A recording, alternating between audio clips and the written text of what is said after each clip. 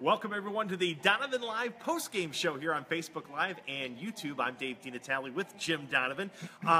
We will talk Cavs in the present, but during the show, you were reading from and talking to the author of Cleveland Wins a Championship. Now, Jimmy, this is a pretty fun book here. It is. I have to tell you, I was very pleasantly surprised when I opened it. The illustrations are great. It rhymes. Yes. Yeah. I think you should do the audiobook reading. You know, if the author, I mean... No. Okay. No, okay. I mean, give us a sample here. I know you did during the show, but just for fun. All right. Okay, hang on. Here we go. Okay. On to Game 7. Winner take all. 2 teams, 2 hoops, 2 MVPs, 1 ball. Is that enough? That's perfect. That's perfect. All right. That's perfect. So, yes. And then they went on and won. And they went on and won. We remember how that happened. So that's the book. Okay. Again, that's the book. Cleveland Wins a Championship, the story of the 2016 Cavaliers, written by Jeff. It was written by Jeff Attinella. Okay. Yeah.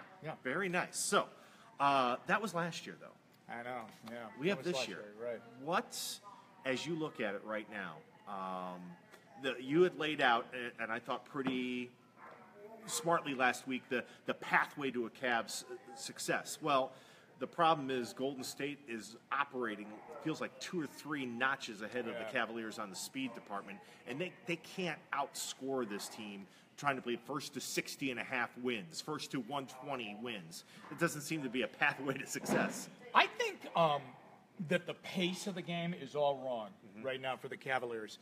And I think that, number one, I think you can attribute Game 1 and you can say, well, you're coming off the series against the Celtics and you're coming out of the East and you're going to see these guys and you have to kind of adjust to what they're going to do. Plus, they're playing at home. But I think that you had to make a decision, even after Game 1, that the game needs to be slowed down a little bit, I think. Yes. I think the pace is just way too fast for the Cavaliers. And maybe any team in the East, and maybe most teams in the NBA, but certainly the Cavaliers right now. The ball is just getting pushed constantly on them. They cannot get back. If they do get back, they're not in the right spot. Right. And then by the third quarter, they're exhausted. Right. They are absolutely exhausted. Now, you can say, well, they're going to have to go deeper, and I would agree with you on that they have to go deeper, but you have to go deeper and get something out of the guys you're going to bring in. And right now, there are just too many guys that are coming up empty. That's been the most disappointing aspect of this. I think if you'd done a tail of the tape before the finals and said, okay, let's go Cavs bench versus Warriors bench. Well, Darren Williams, Sean Livingston might be a wash. And then you look at McGee and the rest of the guys. Nobody stood out for Golden State on their bench. It's like, wow, we need to really worry about that guy. I mean, I felt going in that with Korver, Williams, Shumpert, and then whether they use Channing Frye, which they did in Game 2, they would have an edge. But, I mean, the ineffectiveness of those guys, combined with the fact that, Tristan Thompson in 2 games, he's a starter, and the Cavs rely on him for big plays. 8 points, 8 rebounds total in 2 games. J.R. Smith, 1 3-point basket, and that's all he's done offensively. Well, I don't know what's going on with Thompson because the pace of the game certainly doesn't surround him. He should be getting on the boards. Right. I don't think the Cavs are asking him to give them 20 points. No. They are asking probably to give him 20 rebounds. Yeah. Okay, and he is falling far short of that. But the fact is that you have to analyze this, that every move the Cavs made this year, in season or before the season or at the trading deadline, every move that was made, it was Golden State specific. Yes. Every move that was made was done for this series. So you brought Korver in here for this series. And so, he had a great time against Toronto, and he lit it up against Indiana. But he was a little quiet against the Celtics, but he's done nothing so far. And they needed him, and that's why they went out and got him. And the same is true with Darren Williams. Yeah. really, can I be honest with you? I miss Matthew Dellavedova the way that Williams is playing right now. So I think that they're just not getting anything from that bench. Yeah. And you're not going to beat these guys with the big 3. Yeah. You can beat probably anybody else in the NBA with Love, Irving, and LeBron, but not these guys. Yeah, the big 3 had 75 points in last night's Game 2, and that was with Kyrie Irving having an off night, 5 of 23 from the field. 75 points from 3 players, and they still lost by 19. you need more from other guys. Well, and the frightening thing is that, and again, this goes back to the pace of the game. The frightening thing is how many points they're giving up. Right. I mean, they're giving up a ton of points. I mean, you're getting 40 plus point quarters out of Golden State. And I thought really in the first half, the Cavs were okay. They were down, 3 at the half? Yeah. 64-61 or something in that ballpark. But still, 64 points is a lot of points. 132 points at the end of the game. That's a lot of points, and that's hard to keep up with that team. Here's the difference people want to talk about last year. Cavs lost game 1 last year, 104-89. They lost game 2, I think it was by 33. It was like 110-77. But you're seeing the difference: 104 points, 111 points. Mm-hmm. That's a little bit more manageable for this team. 120, 130. Then you're starting to get out of your league a little bit. Well, I think that if you do the math there, in those scores, then in those scores that you just gave in those first 2 games, and on the Golden State side, 110 or 112 or right in there, 108, whatever it is, Now add 30 some odd points from Kevin Durant, and there's your answer. Yeah. And that's the difference maker in the series. The other thing is that not only is he playing far better than I thought he was going to play in the series, I quite frankly thought he had big game-itis. That sometimes in the big game he doesn't play his best. But I will say this. His own effect is amazing. He's playing at the top of his game, and he obviously realizes that this whole thing only works if he wins it. Right. If he wins it all. But the other thing is the other guys are playing so much better right now around him. Yes. So I know it took them a while to figure it out how they were all going to play together, like it did when LeBron came back, and how was Love going to fit in, how was Irving going to share the ball. It took some time to put that all together. Golden State's got it together right now. And Curry is playing so much better than he played last year. No doubt.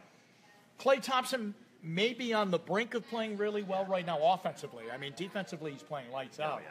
Okay, but even Draymond Green is under control.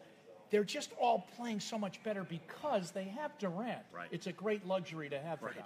Yeah, Draymond's been in foul trouble both games. And he's made a couple of plays here and there. I don't want to sell a guy who I don't really care for, but I'll give him credit. When he's been in there, he's made plays. But he's been on the bench a lot. But they haven't, because they have Iguodala, next man up. They have Livingston, next guy up. And those guys are playing well in their roles, too. Yeah. I'll tell you, David West comes off the bench and he gives them something anyway. McGee has come in and made a couple of, especially in game 1. So here's the deal. You're coming into Wednesday night. That's a must-win, okay? Even though the math tells you it's just 2-0. That's a must-win. And I know the Cavs are probably going to be much more comfortable playing at home, although I never think the Cavs have a problem playing on the road no matter where they're playing.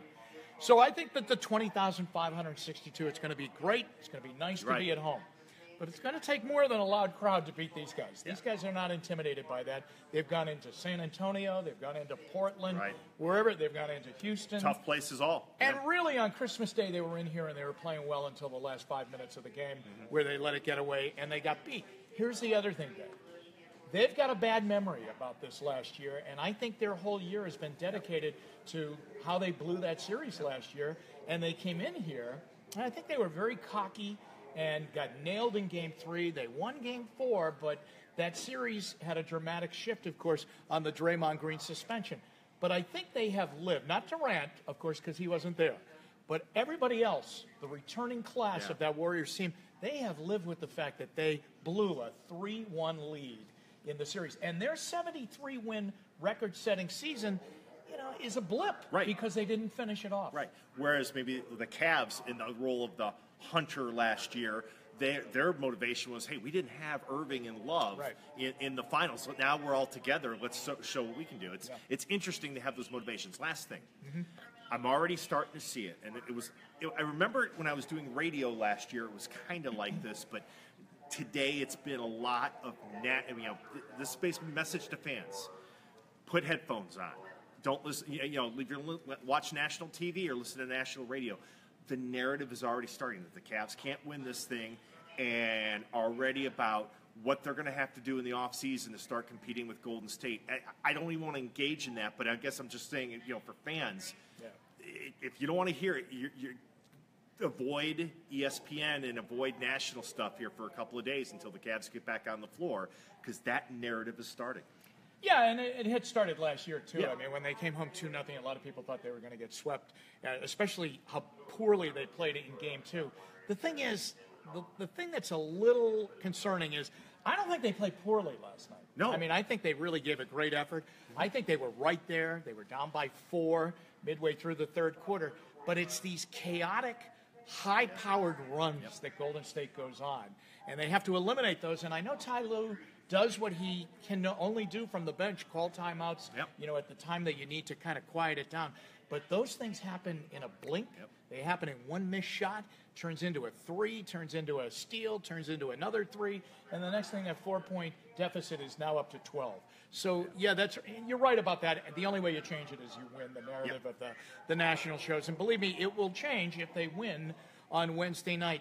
I don't think you can ever put it past LeBron James that he can pull something out here and turn in an amazing performance, and that they feed off of him.